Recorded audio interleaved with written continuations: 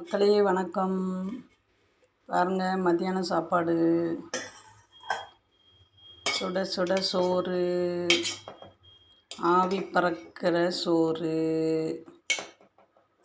ஓகேவா?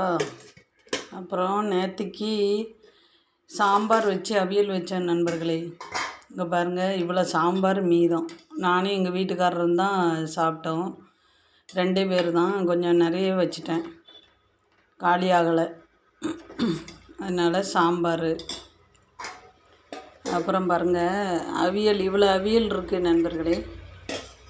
இதுக்கு மேலே நான் என்ன பொரியல் அவியல்லாம் வைக்கிறது சொல்லுங்கள்.